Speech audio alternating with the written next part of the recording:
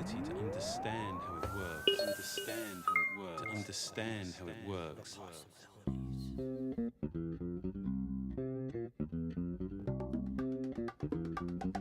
Q-tape. Possibilities Network. And 3, 2, 1. Live from Indianapolis, Indiana, this is the iPad Possibilities Show. With your host, Tim Chapman, and co-host, Ryan Anderson.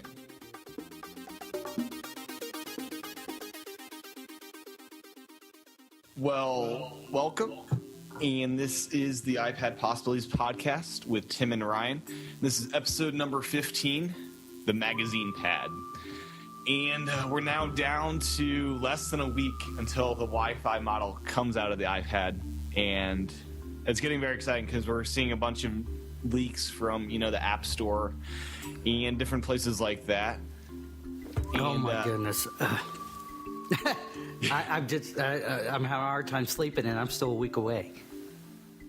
Yeah, I'm like a month away, though, so it's less fun for me right now. Yeah, I'm sorry. But how cool is it that if you go log into the Apple Store now and try to order one, you won't get one on the 3rd? No, you have to wait till the 12th, and you can't even go. If you walk in an Apple store, they've already said they're pretty much sold out as far as reservations. You might get lucky enough to find one that hasn't gotten someone's name on it already. But, Yeah, if you didn't pre-order already, you have to wait till the 12th, or you might as well just wait for the 3G model, which would be like a week later, I would imagine. Now, does that mean, Tim, you went to an Apple store recently? No, I haven't. That's just what I've been hearing on the forums and things like that. Well, my son came out and said, come on, Dad, take me to the Lego store today. I'm like, oh, okay. So we head down to the mall, down to Kenwood Mall, and we get there about 11:20, and the mall's open, but most of the stores are closed, and I'm not a mall goer per se like my wife is. I didn't realize most of the stores didn't open until 12. So we had about 40 minutes to kill, and we walked in. Noah's like, well, you want to go down to Apple? I said, well, yeah, okay. They may not be open. And we get down there, and they were open. And right when you walk in, there's a sign that says, iPad available April 3rd.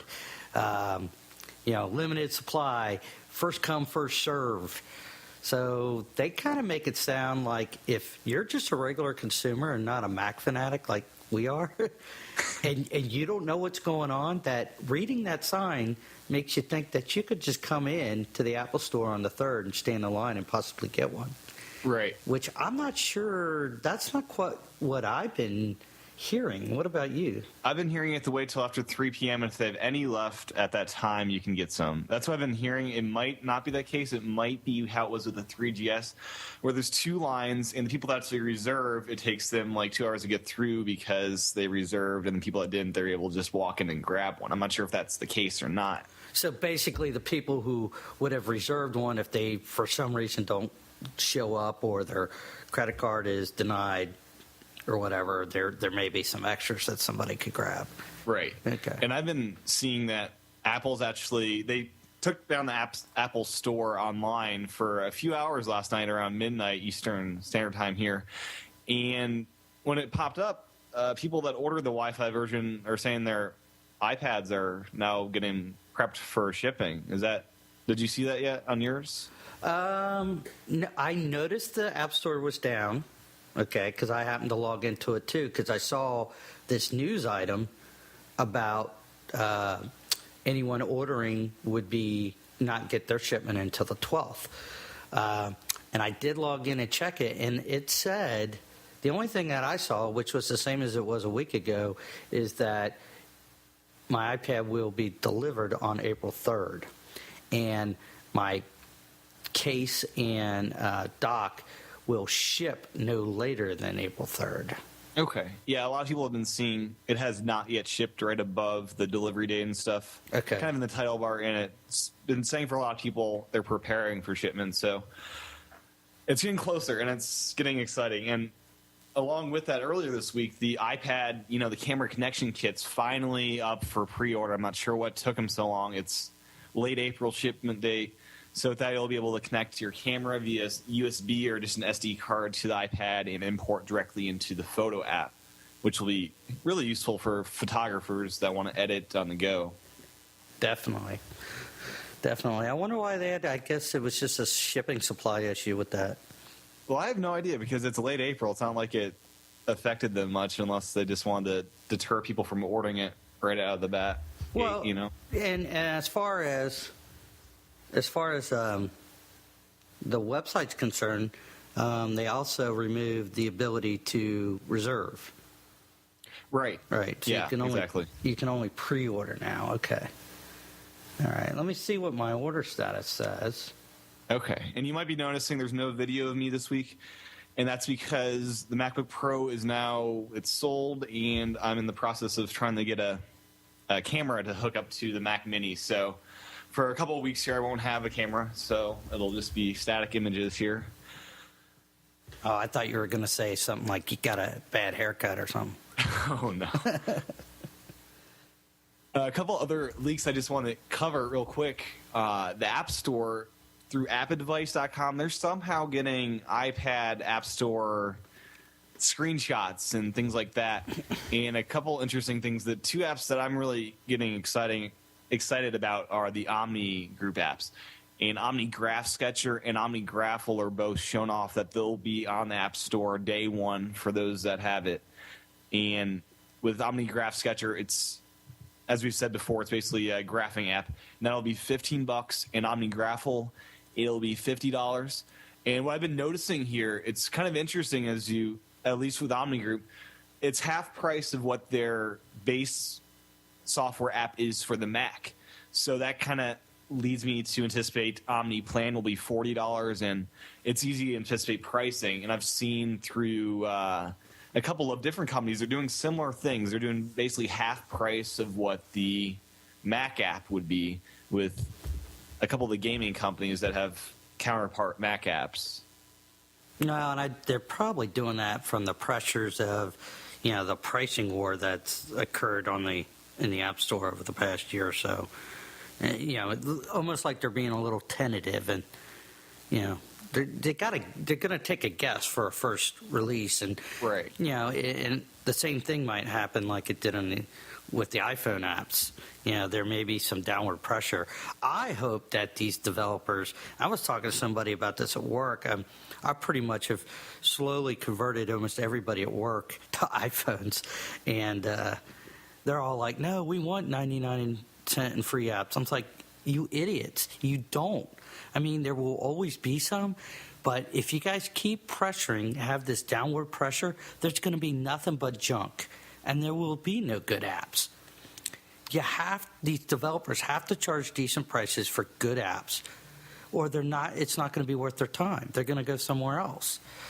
So, and trying to hammer this into the everyday person that may not know it, I think what it is, my personal opinion, Tim, is that people are getting spoiled. Yeah. Because these developers will come out with a really cool app, or even if it's half cool, half lame, or whatever, and they charge $3.99 and $2.99 and one. I was looking at an update from one of these app companies, like I was telling you about the other week, like AppV or something, and he's like, "Okay, here are the updates for this week," and 10 of the updates were an item going from $1.99 to 99-cent, or 99-cent to free. Yeah, and that's kind of sad. I mean, if it's a crappy program, then fine, but I'd hate to see the high quality applications get caught up in that price war, and I hope. Those kind of developers just say, "You know what? I'm not going to lower my price. I believe in my product. I have a good product. I'm going to leave the price where it is." So, well, Omni Group's they've been really stable. It's when the iPhone Omni Focus app came out, it was $20, and everyone thought that was outrageous. But it's one of the best-selling productivity apps on the iPhone, and they left it at $20 in, try to engage in that, and their customers understood it's a good product, and I'll pay for it. So it depends on the company, I would imagine. Some will get involved in that, and some will just say, I've got great software, I'm going to sell it at the price it deserves. Yeah, I think what it is with the influx of developers I think it's a lot of the new developers, the people who just don't have experience in selling software. Whereas, OmniFocus, that group, they obviously understand the price, even to the point, like you said, we're not going to change the price, and if it just doesn't sell, then we'll quit developing for it. But Exactly. And another cool thing that, I guess it's not cool, but another kind of frustrating thing to me was Wall Street Journal. It's been rumored the pricing on what it's going to be per month, and it's rumored at $18 a month for access to the iPad app. And I'm comparing that to the web version. I was looking at the pricing there. It's only $2 a week to get the access on the web, just $10 a month. It's almost double price with the iPad app. I really don't understand that. However, it is less than the newsprint version, which is $30 a month. Is it really? Okay. Yeah. So going online, let's see, for $10 a month, Tim, unless you've signed up and tried it, I don't think it's entirely ad-free. Okay. Actually, it might not be ad-free at all. I mean, these magazines, you listen to some of these other podcasts, like, the rumors we're hearing, but, Wall Street Journal at $30 a month for the newsprint version still has a ton of advertisements in it. Yeah. So that's where these newspapers are going, okay, yeah, this is great, this great new model. How we still need to make X number of dollars. And so if we have to lower our cover price, whether it be an electronic cover price or, magazine or newsprint, here's how many ads we get, how are we going to sustain? So basically, if they drop from $30 a month, they somehow have to increase to maintain the same level, which means they have to increase their ads. Yeah. So maybe online it's $10 a month because they actually are able to place more ads. They have a higher ad revenue on the web, maybe. I don't know that for sure, though.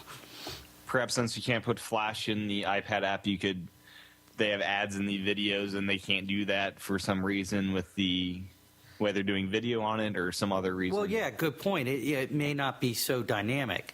You may, on the home page, have a 120 tall pixel ad that rotates among your 5 or 10 highest paid advertisers. Whereas unless you build that into your application, which I would think they're going to have to, you may not have, you may have more static ads, which means not as much revenue. I don't know. But we'll see. We'll see on when it launches. Yeah. So are they saying it's going to be out? Is that going to be? I think that was on the launch. I think that was in on the some of the list? videos and screenshots I've been seeing. It was kind of interesting when they did the screenshots at App Advice. They actually had our podcast app for this show on the screen grabs because they were searching iPad in the App Store, and naturally ours comes in. That's too funny, Tim. You sent me that email. I'm reading it. I'm taking a look at it. I'm like, okay, am I missing something here? Because you put on that email, you're like, how did you word it? You said, I had it in front of me, but link to iPad App Store photos. iPad possibility featured. I'm like, huh? What? It's like some secret things go. I'm like, wait a minute. Yeah, it's when I was looking over, it was like, wow, that's our app in there.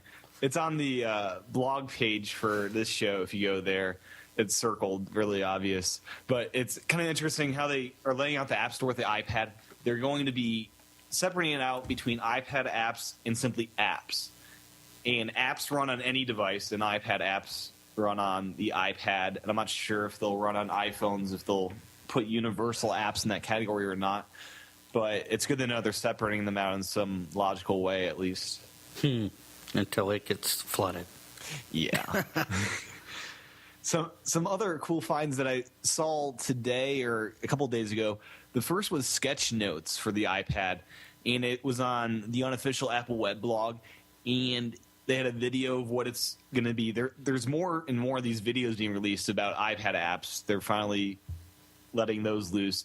And this app's really cool. It basically allows you to type and add notes as you would on the Notes app built into the iPad.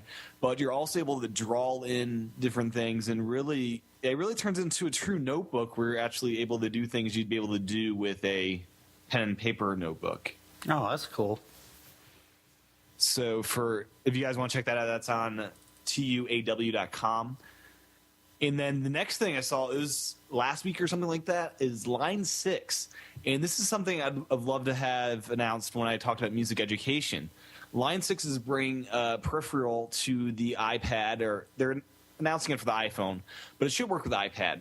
Basically, it allows you to connect a MIDI keyboard or MIDI. They've got wind instruments now built for that, and connect it to the iPhone or iPad, and it'll record that MIDI input. And then from there, you can send it off to by email or whatnot to other devices using MIDI.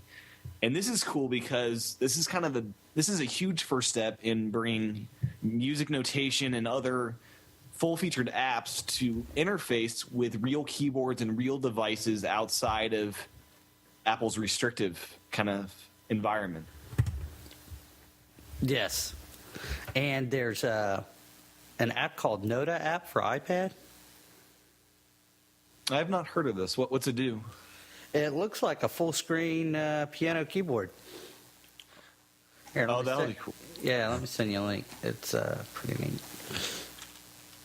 It's a piano training app available for the iPhone and iPod Touch. And I saw there's a Piano HD app.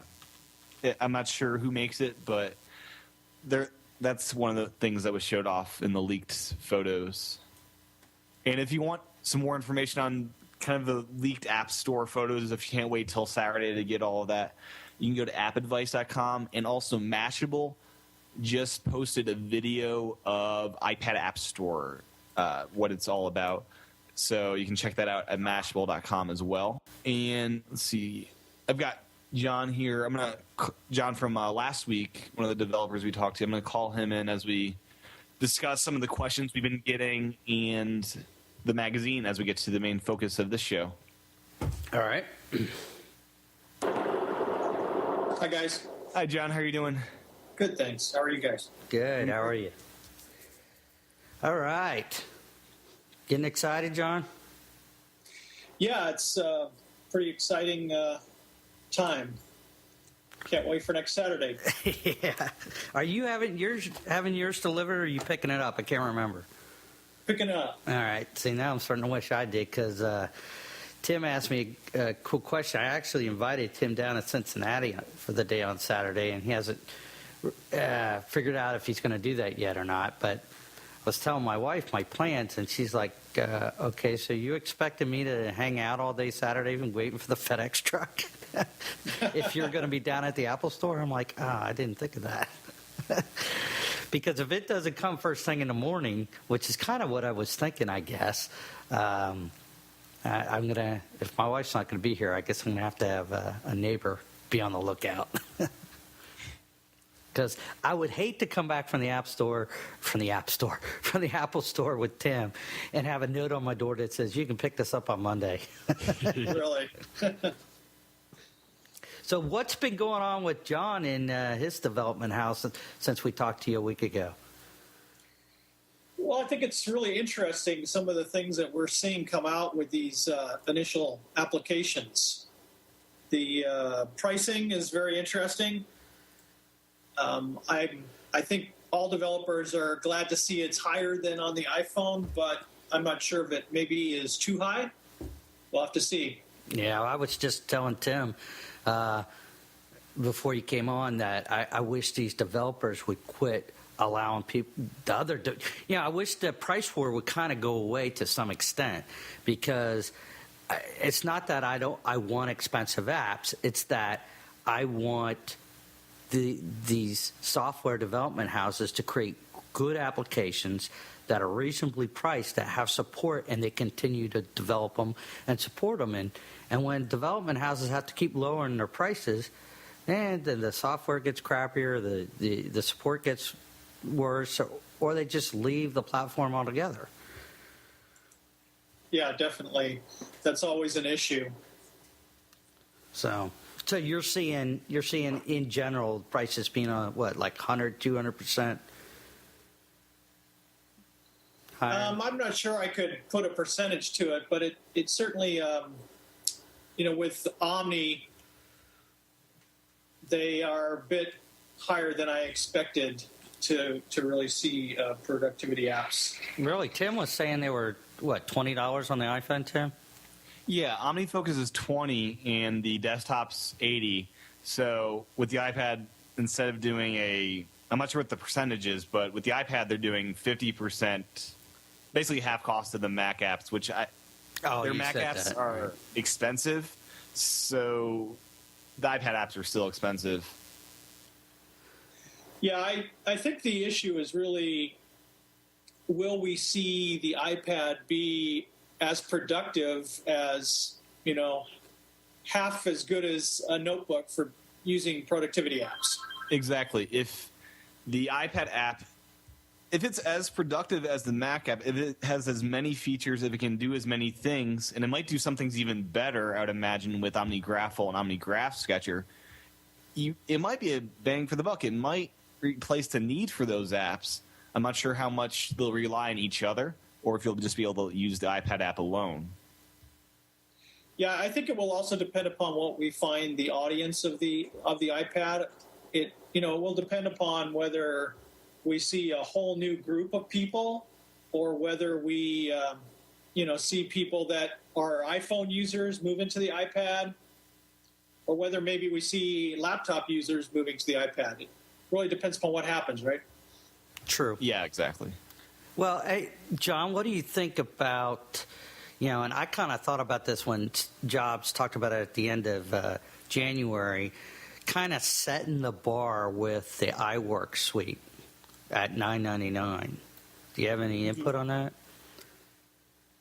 Well, I think it certainly set a bar, and I think the expectation was that things were going to be more expensive than the iPhone, but less expensive than traditional computer software. And obviously that's what the Omni Group is trying to follow suit with, is it's more expensive than their iPhone software, but less expensive than their traditional Mac software. I'm just not sure if it's, should be halfway in between or not. They probably don't know either. They're just taking a guess. So we'll have to see how that works out. Well, iWorks is what, $79 retail. So if you bought all three of them, it's $30. So it is almost, it's right in the same ballpark, I guess. Yeah, it's not too far off. So we'll have to see. Now, is the Omni Group one, Tim and John, is it going to be in this new iPad store only section? Because it's got special iPad only features? Right. It won't work at all on the iPhone because it's designed for the iPad. Okay. So it's not like the iPhone guys would go, oh, that's not fair, we're missing out. Well, pay more and get an iPad. Okay. Well, the interesting thing will be the apps that are universal. Will those also be the same iPad price? And some people, looking at buying them for their phone are going to be really, that's good. That's a great question. Out of the range of most iPhone apps, or will they be somewhere in between? Interesting question, because they could be even more expensive, because you could advertise, hey, we've got a version, you buy one version, but it works on two devices, and it's optimized to take the best characteristics out of each device, and you're really buying two apps with this one app, and you could really make an argument for charging more. I hope they really don't do that, but I could see an argument for them doing that. No, I can't too, but what's going to happen is that is going to be perfect for people like you and me who have an iPhone and an iPad, but then these companies are going to end up having to come out with iPhone versions or light versions, I would think. I'm sorry, John. Yeah, well, on the other side of things, we saw this last week or so a product called Instapaper, Instapaper Pro, which is Instapaper's been on the iPhone for quite a while, and now the new Pro version has been optimized for the iPad, but the price is unchanged. So for the same, I think it's either $4.95 or $4.99 or $5.99, and for that same price that you're going to get the newest iPhone version, it's supposed to work with the iPad as well. So Well, I wanted to get to a couple of questions I've been getting from different listeners. And the first one is from Chris, and he asks about iWork and integrating that with the PC. The question is, could you address one subject for me? I'm a PC user, but plan on using the iPad to write papers for college. How easy is it going to be to create them with iWork? How easy will it be to print them out? And will I need to download something additional to my PC to accept an iPad format? So I'll jump in here. I currently the iWork suite reads and writes Microsoft Word and Excel and PowerPoint files. So I suspect it's as easy as it will be as easy as the current version. It should be able to be saved in a format that you could move to your PC. As far as moving it, we hear that you're supposed to be able to indicate particular files as being shared and wirelessly and or potentially through the USB cable, be able to share those with a PC that you hook your iPad up to. And then printing, we'll have to see. I'm sure that there will be some way of printing from the iPad, but I don't know what that will be yet. Yeah, they already have, there's apps already out there for the iPhone to print, so I would think there will definitely be something for the iPad. In the answer I gave him in an email, I just wanted to use on the show because I think it'll help other people, because I think this is going to be a pretty common question. But they're also advertising you can upload these documents to iWork.com, and in that case, you don't have to worry about converting a Pages document, which might look prettier than the Word document. And if you want to work solely on the iPad, you can simply use Pages, upload it to iWork.com, and on iWork.com, you can save that down to your PC as a PDF document and print it out exactly as you saw it on the iPad. No formatting issues whatsoever, and that might be another way to do it.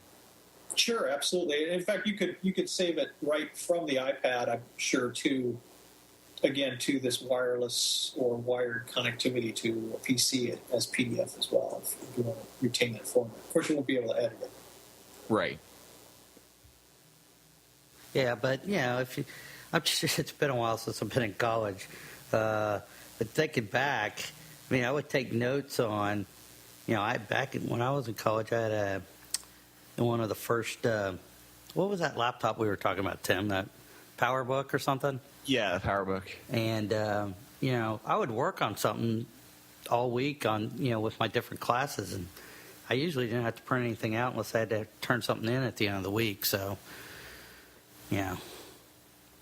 Yeah, it's pretty commonplace now. I'm in college, and it's annoying when you have to print something, because I'd rather just send them an email with the file. And some professors do that, some don't. I hope it gets more commonplace where you can just email them whatever you're working on. Yeah, I would think it would be like that these days. Yeah, it's changed a lot since I was in school. Yeah, perhaps iPad might even help that along if teachers get those, and then they have a device that they're actually happy to use, and there might be some grading software that allows you to edit and do all sorts of stuff like that. Yeah, speaking of schools, I also remember reading an article or hearing something sometime this past week that Apple was going to offer discounts to educational facilities on the iPad. Yeah, you can buy a pack of 10 basically is what they're offering, and you get, I think, a $10 or $20 discount. It's not huge, but I guess it's something. iPad pack. Yeah. All right. Do we got any more questions? Yeah, we had one more, and this one comes from Seth. This question is, I had a question. I was hoping you might be able to shed some light on this. I run a small English as a second language school. I use PDFs with multimedia to have students practice outside of the classroom. These PDFs are actually forms which the students fill out and send to me for feedback. Do you know if the iPad will support PDFs with multimedia and JavaScript? I suppose flash files on a PDF are probably out of the question, but what about embedded QuickTime and audio files? I've been looking everywhere for a clear answer on this, but haven't found one yet. Well, let me take a quick stab at this. My first indication from what we've heard over the past 2.5 years is a big no. PDFs are basically, Adobe, our Adobe products. And the filling out the form stuff, you're going to need the Acrobat Reader or some third-party Acrobat Reader to do that, which really means somebody's going to have to write an iPad or iPhone application to be able to support filling in forms and stuff. Now, Ryan, I'd have to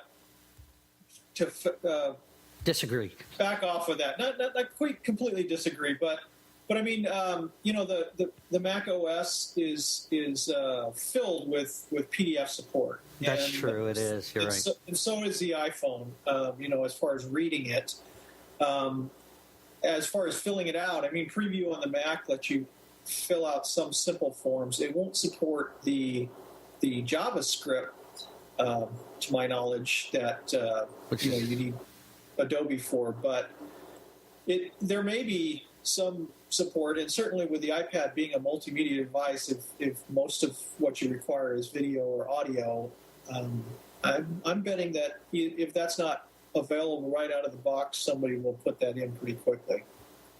Yeah, but John, wouldn't that have to be via plugins or something? Well, no, I mean the support of the PDF is probably right there in all the iPhone and iPad SDK. Right. And so if Apple's implementation of it doesn't support playing of that, I'm betting that somebody could probably program that fairly easily. Oh, I see what you're saying. Using the existing SDK, add to it in its own app. Yeah. Now, the question would be, he mentions JavaScript, didn't he? I don't know that you could actually script it very well.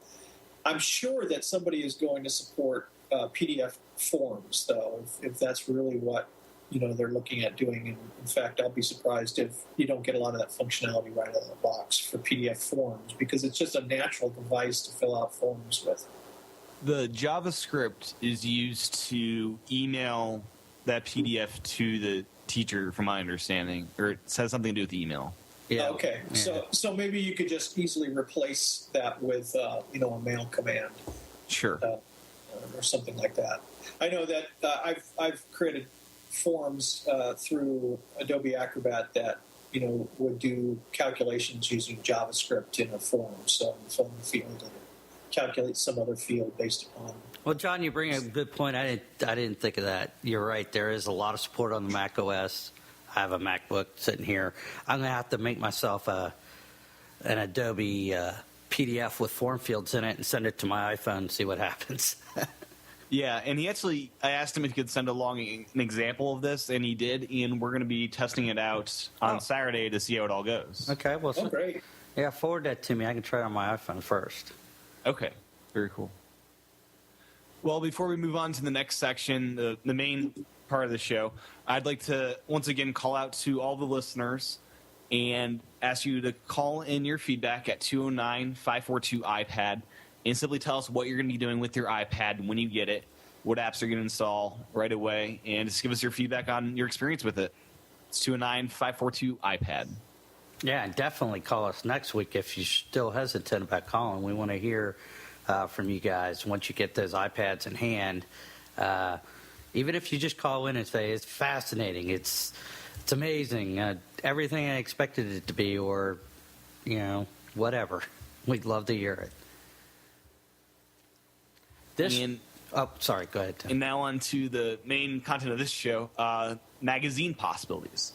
We've discussed in the past EPUB and what ebooks will be on the iPad, but the iBooks app doesn't really support magazines. So what options do magazine publishers have? So we'll be looking to that right now. Well, the big one that comes up is Woodwing. Mm-hmm. It's a cross-media publishing solution using InDesign and best practice solutions that are already out there in the publishing world. And I am actually affiliated with a very small publishing house on the model railroad side of things called Model Railroad Hobbyist, and they are an EPUB magazine, and they're trying to figure out how they're going to get on the iPad. So, of course, I'm getting a lot of questions from them on this, too. And they looked into Woodwing and said, "Oh my goodness, this is not for us. This is for the Wall Street Journals, the Times, the Boston Globes of the world." Because it's a very expensive solution, but it looks really sweet. But it should for what it. To be clear, I don't know what it costs. Just from what I'm hearing from my guy in the publishing business, he's saying it's very expensive. That you have to have a huge, probably 100,000 or more subscriber base to make it worth your while. But there's a link. I just sent it to you. Sorry. So we're going to see, I think, a lot of different ways of going about this. I mean, I agree with you. There'll probably be a lot of magazines that use something like the Woodwing, and since it plugs right into maybe their existing workflow with InDesign. But you're going to see a lot of custom solutions too. You're going to the Woodwing is a little limited, I think, in what at least some of the larger magazines are going to want to do. They really? do, Okay. they do picture placement and allow you to, have a really high image that you can zoom in on. They do some animated picture thing, and they run videos. But if you look around the web, you see Wired magazines, Sunset, and Viv or something else. But there's been several large magazines that have done little mock-ups of where they think digital magazines are going. Yeah.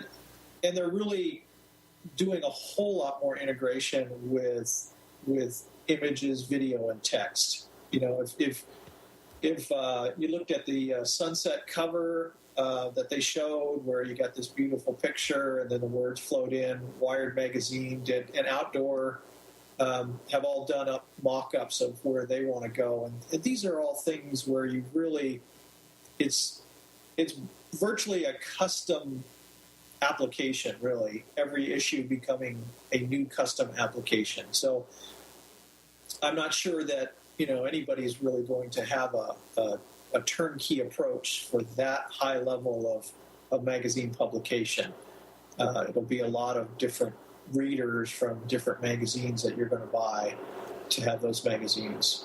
Well, and I tend to agree with that, John, mainly, at least from my point of thinking, so they can charge and have their own, control the whole experience, in-app purchases, charge for the magazine, and all that. Because, basically, the closest thing to a framework that would allow someone to do this that I've seen is the Woodwing thing. And you're right, it is limited, and publishers, who knows how they would end up. We don't even know what this outputs. It probably outputs an app in the end. The good thing is that, I'm sure it does, Ryan. And the good thing about it is that it appears to be ready now or very soon, and it's going to allow a lot of magazines to jump on the iPad very quickly, and then we'll have to see whether they, stay with that kind of publication or whether they move into something more sophisticated. Yeah, I think the biggest buy-in for them is, they don't change their workflow. It's just their output. They just output to the iPad instead of outputting to print or whatever from InDesign. I think that would be the big hook for anybody. And for the smaller media zines, or the media zines that have decent IT departments like Wired, I guess, and GQ, these guys can say, heck with that, we'll just build our own app. Right. Well, smaller outfits, maybe like the one you were talking about, where they have a really small base, should probably look into something like EPUB, because they could do their own EPUB and even distribute it in EPUB format to people who would then move it into their iTunes and sync it up to their iPad. And actually, John, that is what he's looking at, because he's using InDesign right now for the page layout, and InDesign has an EPUB publish to option. But then you're limited. You don't get all the cool, slideshow video, right? Yeah, slideshows and videos and stuff. But you know what? I think what'll end up happening with all the plugin support, people may add those plugins in the future. Definitely. I mean, I think you're moving rapidly to getting something onto the web from traditional print. And then, over time, we're going to see more and more ways of, there'll be a new EPUB or some other kind of format that will automatically include some of this more rich environment, this rich media publication that we haven't seen. And hopefully it'll be a more open standard. I mean, Adobe has some standards now, but they're Adobe standards and not necessarily. And HTML5 gives us some of that too, right? But we don't want something that's not online. We need more offline than I think a lot of HTML5 will give you today. Well, Is the EPUB solution a good way to go? Because I'm thinking of a magazine. When you have a new publication, the next month's episode or whatever you call it, publication of the magazine, how would you get that on without having to sync it over? Would that be a good solution for that? Well, it would. I was just going to say you could build it into the app, right? I mean, it's an open standard. I would think the code for adding it to your app just to import it yourself can't be too hard. Oh, I got you. Instead of syncing, you have an app that you sync. And then So that you could have, be in-app purchase too. So Right. Yeah. And Andy and Nako, I know, is talking about working on some way to create an easy workflow for people to publish books and magazines. So I'm sure there'll be more solutions coming in the future. Right. yeah, I think that's what it comes down to is the workflow. I mean, any big serious magazine, even like this Model Railroad Hobbyist one, I mean, their publication's 120 pages with ads. I mean, it's a huge undertaking for the small operation. And without InDesign, I was talking to him about this. He said, without InDesign, I'm not sure how I would do this page layout stuff. So unless someone comes out with a decent desktop tool that replaces it, Tim, you and I talked. Apple Pages, right? Yeah, right. You and I also talked briefly a couple weeks ago about, what is Apple going to do with iDVD and iWeb and some of these other nice applications that have kind of fallen by the wayside. Why don't they update these to allow people that aren't necessarily iPhone developers or, Object-C developers to be able to create some decent content using those features? Yeah, I could see Apple's Pages turning into an InDesign replacement because they've got two modes right now. They've got document and they have page layout. They could turn that. Apple's got great designers and software guys. They could turn that into a replacement for InDesign, especially with the friction between Adobe and Apple right now. They don't want to depend Yeah, right. on, their software to get all this working. Well, and to target a different market, right? I mean, you're not going to. It took a lot of energy for Adobe to knock out Quark Express from the publishing thing, and it helped that Quark Express was so slow on getting it into OS X, OS 10. But now that they're planted in there, they're not going to get out of the publishing industry for quite a while. But there's this whole small publishing industry that be using it, but if they could find better tools to go digitally, they can't afford the woodwind, woodwind and stuff like that. Right. Well, that's a good point, John. I don't even know what is there between, InDesign and, maybe what some college or high school newspaper may use. And they may use InDesign. They probably use educational versions. I guess I know should say Butler University has InDesign and the whole Adobe suite. That's what they use at college, at least. And I think high school is probably with the same. Yeah. Yeah, there needs to be, just like the iPad is creating, has wedged itself in here between netbooks, or, cell phones and notebooks. We almost need that software application for magazines to be created to fit the same space. Somewhere between InDesign and EPUB. Whether that be Pages or some other tool that Apple converts to be able to do this. But I've heard Alex Lindsay, for over a year now on MacBreak Weekly saying, come on, Apple, do something with iDVD. Make it be, an LP creation thing or some kind of, content creation tool for those people who aren't developers. And unless they're being typical Apple and not saying much, it doesn't look like that's going to happen. Well, they probably aren't saying much, but the point is very valid. Is that, I mean, if you look at creating a DVD with iDVD, it could easily be something. It just needs some more text tools, and it could easily be that. I actually created a iDVD for a friend that just was a slideshow of pictures he had from his vacation yesterday, and it, I'm always amazed at how easy you throw something together there, and it just amazes people. And it's like, well, just add some better text tools and text manipulation tools, and that becomes the thing for interactive magazines. Yeah, I would think it'd be very hard, especially for the Apple developers, to output a .app application from iDVD if they wanted to with some tweaking. Yeah, definitely. So, as far as magazines, Tim, I shot you a link to a website, pentagram.com. Yep, I saw that. Yeah, interesting article from within the publishing industry about how the 5 ways that the iPad will change publishing. And just to recap the 5 points, what they're saying here is that it's going to reverse the trend that we've seen over recent times where magazines have become smaller and lower resolution, and the iPad, and primarily that was, costs initially. If you think back in the last century, when you had Life and all these large format publications, and they've all come into smaller format publications.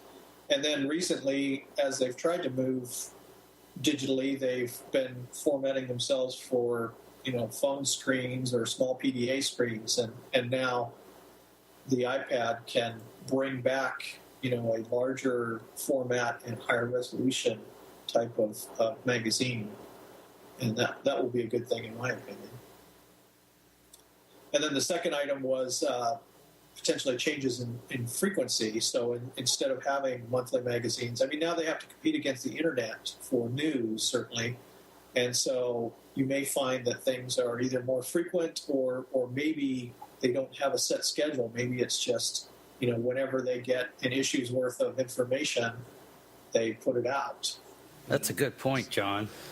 You go to some of these local, website, like my local TV station's website, their webpage is updated every 10 or 15 minutes with news.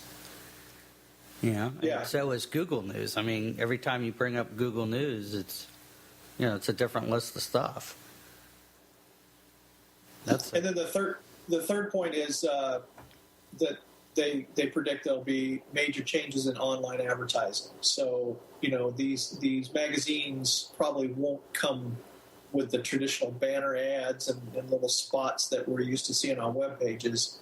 They're going to find some way that is better. Most people don't dislike the advertisements in a magazine as much as they dislike them on a web page. And so, hopefully there'll be a better way of advertising and supporting these publications in a digital format that won't be like a web page. And when you say that, John, the first thing I can think of that would annoy is like, well, one of the reasons why I like reading the magazine over the electronic version is I don't have to try to punch the monkey. Exactly. So then the fourth point they made was that they expect that there will be changes in storytelling. So magazines have gone for kind of shorter, less deep stories recently, just because people haven't been reading as much, or at least sitting down with a stack of pages in their hand and reading deep stories. And they're hoping that because of being more interactive potentially, and maybe even having multiple paths through a story depending upon your interest, you can really get longer and deeper stories. Or they would get shorter because they supplement it with video. Right. Overall, it would be a longer, more educational experience. Maybe it doesn't have as much text as something long. Maybe there's the audio, there's the video, there's more pictures, or maybe there's a way that you can make the article as long as you want it, right? Right. I mean, you would have hyperlinks, so you get to the end of the short article, and there's more ways of getting deeper into different parts of the article, so you can expand the article where you want to expand it. I think one of the things that we look at MRH is trying, and I know people have been doing this for a while, but this group is really trying hard with this niche model railroader group, and that is trying to push these. And the advertisers in model railroading are as old fogey timey as you get. Trying to get these guys to advertise in this electronic magazine has been a lot of work for these guys, and we try to tell them, look, you can track your ad spending way better in our magazine than you can in traditional, because when they click on your link, we can tell you exactly what's going on. You know, who's clicking on it. You know, we can send them wherever you want. You know, it's that interactive stuff that we've talked about for years that you just don't get in your traditional magazine or newspaper. So hopefully that'll help these newspapers at these print houses increase their ad revenue, so they can. You know, I was talking to Tim before you got on, John, that we were talking about the difference in price for the Wall Street Journal, $30 for print, $18 for the iPad version, and Tim had found that it was $10 for the online version. And I said, regardless of what they charge, you know, they have a set target revenue that they have to make for each issue. So if they're not making it up from the people at the newsstand or the iPad, then they got to be backing that up with ad revenue, I would think. Yeah, certainly, and you wonder something like the Journal, where maybe the online didn't cannibalize necessarily a lot of the print, but maybe they're thinking that the iPad will cannibalize more of their print business, and so they have to price it higher than the old online. Yeah, and I'm going to be interested to see how they approach advertising on the iPad compared to their online version and their print version. Yeah, that'll be interesting. The last point that this article made was that they were thinking that the way print would remain after the iPad would be that there would be essentially things that you wanted to really hold on to and collect would be the things that were printed. So, you know, it wouldn't be the throwaway magazines and newspapers that we have today. It would be really things that you wanted to have possession of, more of a collectible kind of thing. Okay. I guess I missed the point on that. So you're saying that the article was saying that some magazines are still going to be purchased because it's a collectible type thing? Is it? Yeah. Like the Time magazines that have the Time Life. The special edition versions or whatever. Okay. Right. Something that people want to hold on to and just have in their possession. Well, I'll tell you from my experience with MRH is we get a decent amount of readers who say, this is great and all. However, we want to be able to print this out.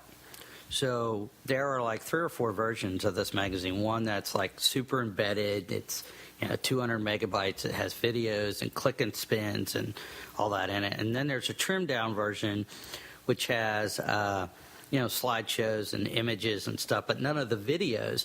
But you can click through to the website to see the video.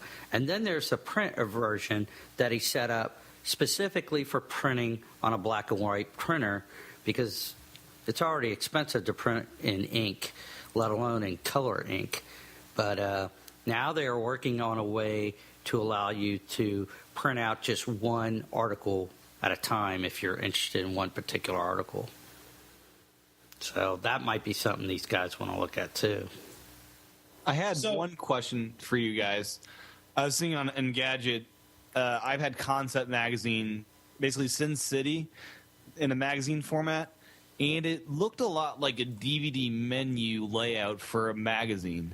And I was looking at the video, and it wasn't really appealing to me. I don't think I'd want all that flash and not flash as in Adobe Flash, but all the, flash and animations that come with the DVD menu and all that stuff that kind of gets in the way of the content.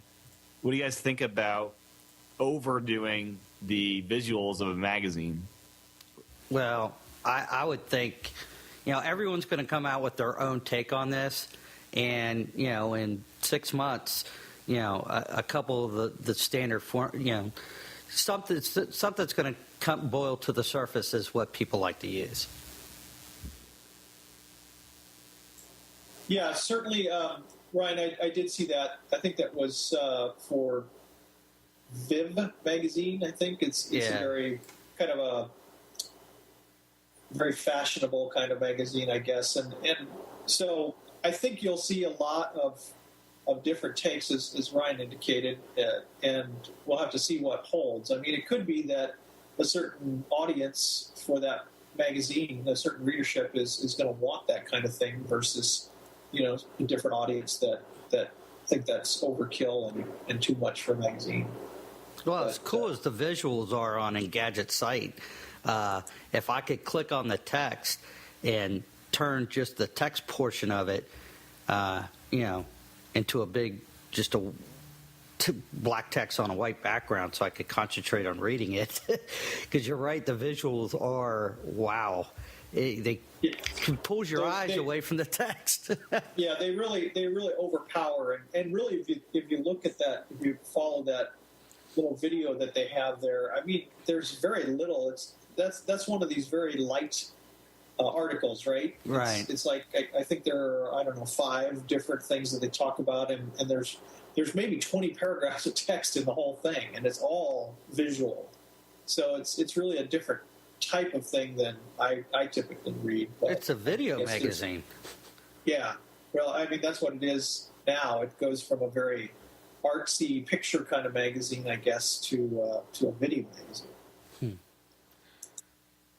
Now, are they, Tim, from I didn't read this article, I just pulled it up.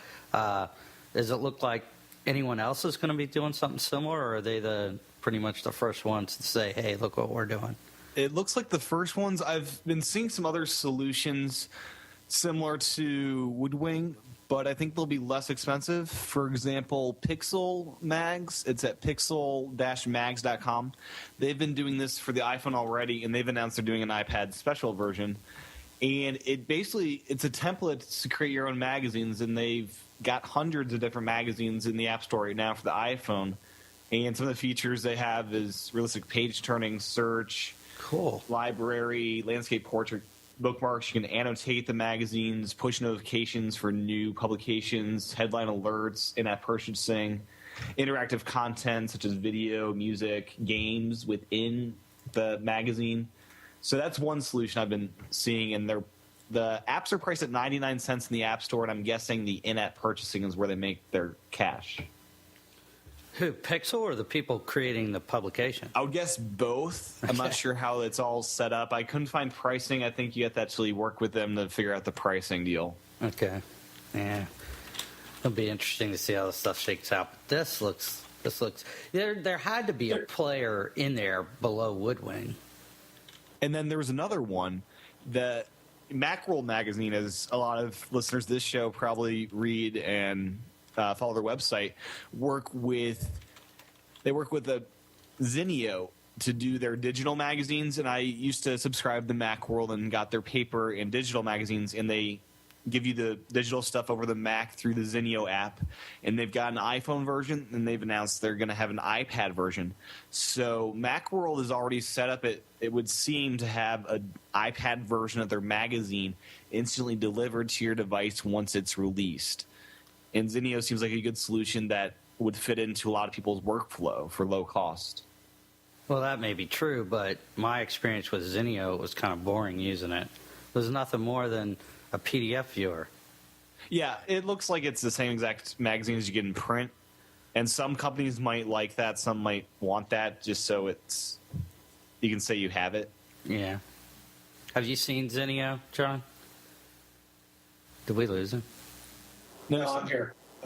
Yeah, I have used Zinio, and it. I mean, initially when it came out, which has been quite a few years ago now, it was a good thing I used it on the Mac and the PC, and certainly it's a good choice for getting that low end in, and we'll see a whole mix of low end and high end.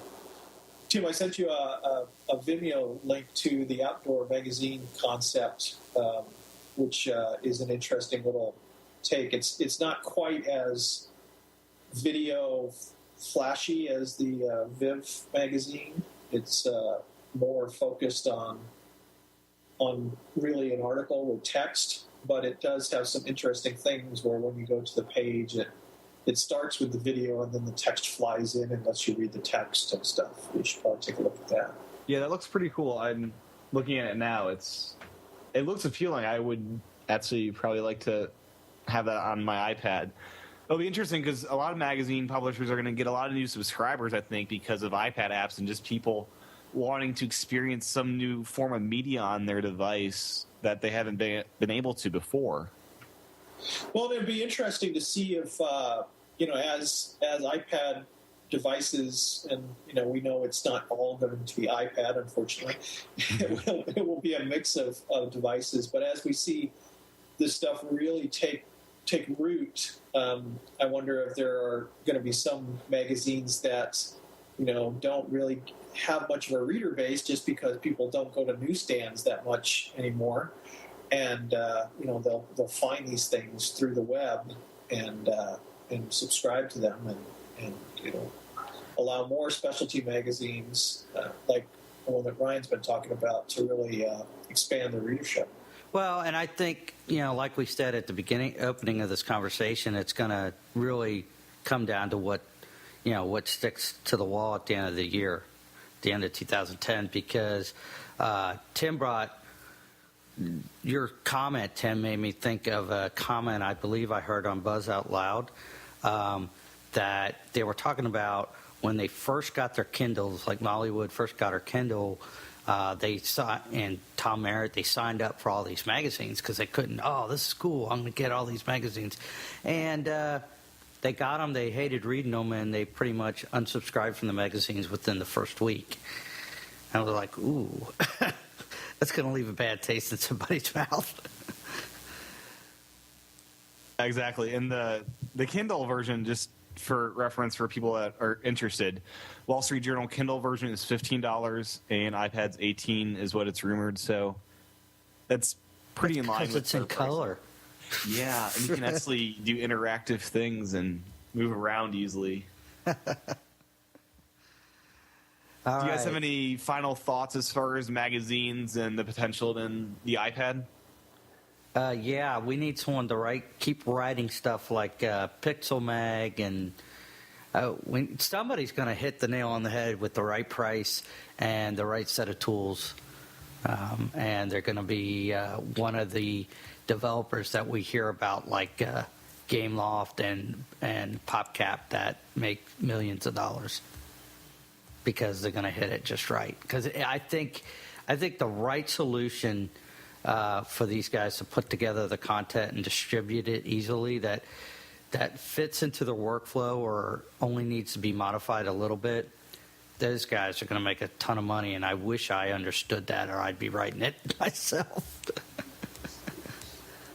Yeah, I agree, Ryan. I think that there's a lot of potential for using this device to communicate in what's traditionally been called the magazine form of communication. So I think there's I know that there are some people who the only thing they ever read other than like an email is magazines. They don't read the newspaper anymore. They get that from the TV or the internet, but they really, the thing that they'll pick up and read is a magazine, and now the iPad looks to be something that could replace that, and there's some money to be made there, I think. No, I agree, and I think just to tie that back into what we've talked about a few times here, especially me and John, is at the risk of sounding obvious, magazines. I still get Model Railroader magazine and a couple other specialty magazines because that's where you get, like John was saying earlier, your in-depth view of a story or explanation of, like Make magazine. Of how to do something. It's not so much news as it is, special interest, how-tos or stories. And I think that need's always going to be there. So something's going to have to come out to support these guys. Ryan, in you mentioning that, it made me think of something. I mean, Make, the website for Make really has a lot of stuff you can kind of look at the surface of, but you really have to subscribe to get to their more detailed pictures, videos. You're right, John. They're very good. And being the tech geek that I am, I go there and they also supplement with a video podcast that you can subscribe to online on iTunes. And you watch these 5-minute takes and you go, wow, what a cool little device you can make. But like you said, they're really good at enticing you. Right. And I see them to be a perfect example of somebody who would give up the print. They do have a print, as far as I know. They have a print magazine, but I don't know what their readership is for that. But it seems like the ability to, essentially do everything they're doing on their website, but with a subscription model, in place of the print magazine would probably really appeal to them. Yeah, and oh God, I just had it. What's the one that's very similar to that? Project Popular Mechanics. It's kind of similar. Yeah, Popular Mechanics, the only survivor of 4 or 5 of them that were around 20 years ago. Right. It really should be looking at this pretty hard as well. Yeah, and it's funny we haven't seen them. I haven't seen them popped up on the radar yet, but we see some of these new things popping up. I also, just to hit on it again, because I think it is important, I've already downloaded and played a few of the, I say played in quotes, these stories that have these multiple endings like John was talking about. And the one I'm getting ready to download and play is getting really good reviews. I think it's called Sword Slayer or Dragon in the Sword or something.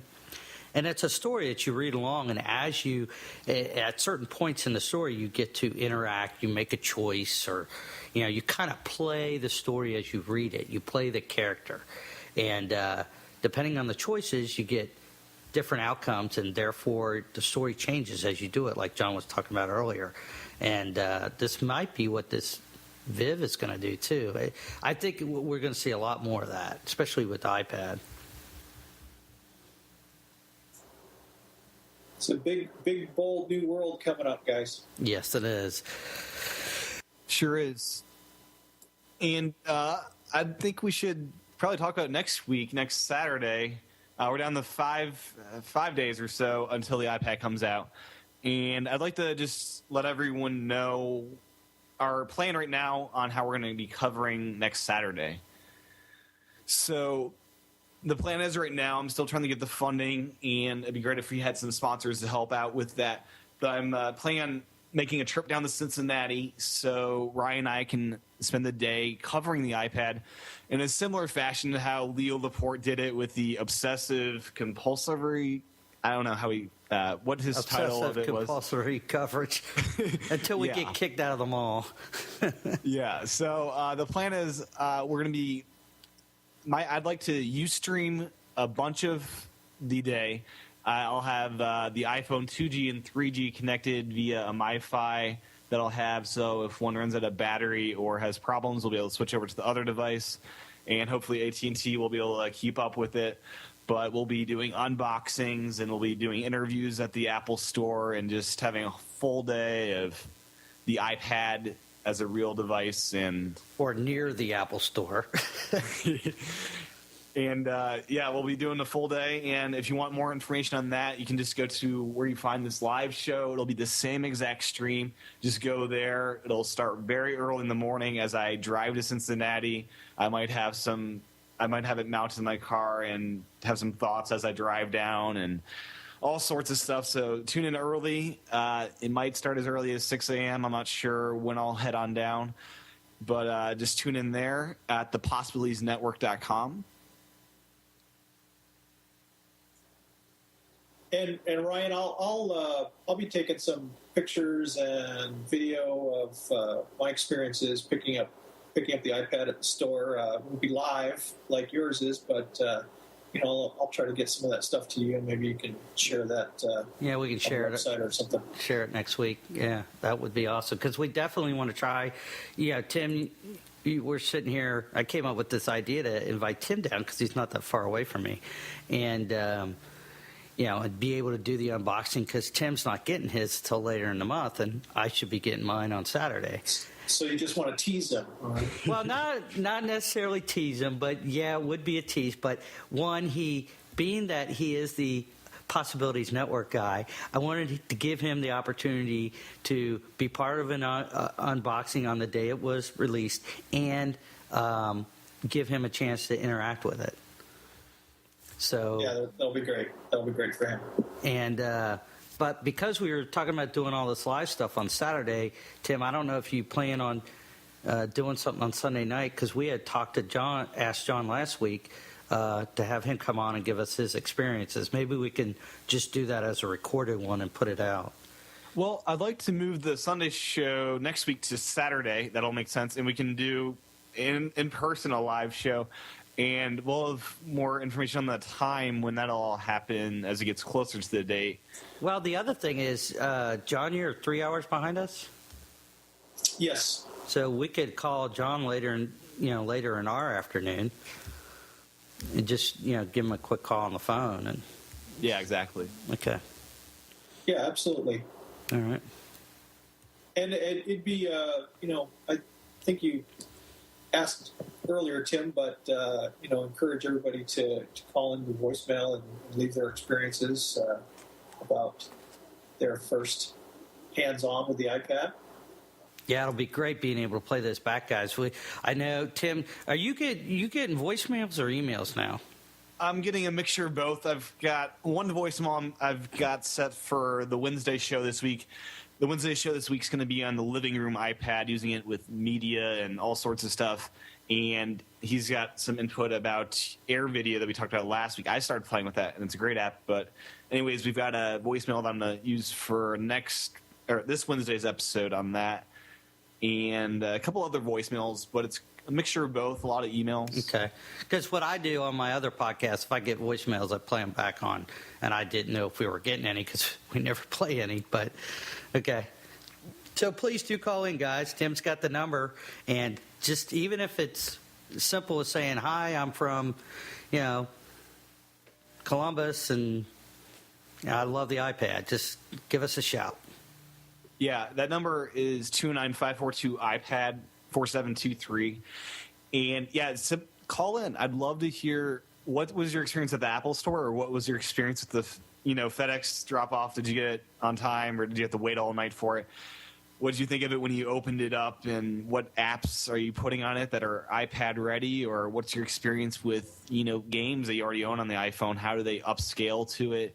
And I'd love as much feedback as you guys could send, because I'd love to do, instead of the Sunday live show, we're going to be doing that Saturday, put together a Sunday, compilation of all that to push out as an extra bonus show that week for you guys. Hey, you just made me think of something. And John, you may be able to give us input on this, being a developer and probably having multiple devices. Although I do have an iTouch, my son won't let me touch it. What do you think it might be important, Tim, to have one of your shows or an extra show this week where we discuss? Here, let me put it this way. I'm concerned about bringing my iPad home and plugging it into the same iTunes that my iPhone is plugged into. Why is that? There's nothing to worry about? It'll just sync everything the same? Yeah, I should sync it like... I Okay, sorry. Go ahead, Tim.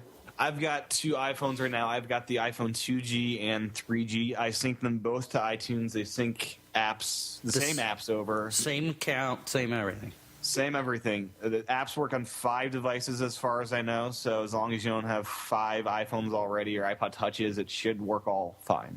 I'm sorry. Go ahead, John. Tim, when you do that, both phones sync exactly the same, or do you have the options of syncing things differently with each phone? I've got different settings for each phone, but they sync some of the same apps, some are different apps. But yes, so I would expect the same thing for the iPad. Is that when it shows up, you specify what you want to sync to it. Because when you plug it in, it says Ryan's iPhone, so it'll say, "This is a new device. What do you want to call it? Ryan's iPad." And then, so when you set those settings, it's per device.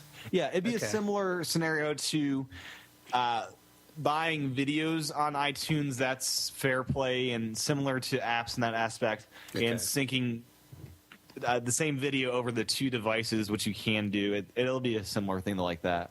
All right. Okay, I just had flashbacks of the first 2007 iPhone when people took those home to activate them and they didn't activate. Oh, that's great because of all the It'll be interesting with the iPad 3G when I get that, how the activation experience goes with. I don't think it'll be a problem because they're all shipped. Well, so and what is there to activate? Oh, on the 3G, yeah.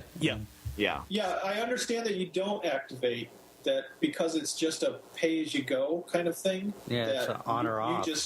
You can fire it up and never activate the 3G for the data, or you can go into that setting and say, I want this plan or that plan, and turn it on. Yep, you just turn on and off, and it looks like a great interface to do that. And most of the time with those, you have to call in, or I know it's Verizon's MiFi, even with the pay-as-you-go plans for the MiFi, they put an activation fee in there for like $35. And a big downer on that is if you only want to use that Verizon MiFi once every couple months, you have to reactivate with that activation cost after 2 months, I believe. Verizons need to get their head out of their butts. Well, don't speak too quickly, Ryan, because AT&T might do the same thing. Man. But there's no activation cost with the iPad as far as I've seen.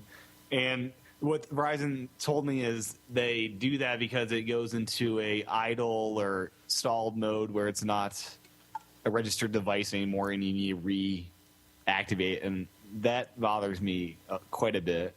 Right. I think there will be something, at least maybe the first time that you do this with the iPad and AT&T, because they're going to have to get your information to create an account, so you're at least probably putting in some personal information to create an initial account with it, and whether they charge you for that setup or not, we don't know yet, but sure, hopefully not. All right, guys. Well, thanks, and give us a call on that number. It's getting late here in Cincinnati, so I got to head on out. John, thank you again for joining us. Thank you for having me. Cool. Let me close up the show here by just letting you guys know to support the show. Please subscribe on iTunes. Please leave a review. I appreciate all of those. And let others know about the show. Other people that are interested in Apple and the iPad, let them know about the show. And to financially support the show, just one way of doing that is purchasing the iPad Possibilities podcast app. And the greatest thing about that app, it's you get the shows 24 hours in advance. So you get the shows Monday, Wednesday, and Friday instead of Tuesday, Thursday, and Saturday. So you get those shows 24 hours in advance, and you get that on the App Store for $2.99. And you can also donate to this show by going to the possibilitiesnetwork.com.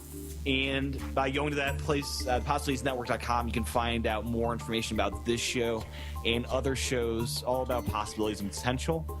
And if you would like to sponsor this show, we are looking for some show sponsors to help fund my trip down to Cincinnati and just help fund this show. And that would give you a spotlight on this show and letting other listeners know about your application. So I'd simply like to thank everyone for joining us this Sunday night. And I invite you to join us Saturday as we cover the iPad all day long. This is Tim, Ryan, and John with the iPad Possibilities Podcast.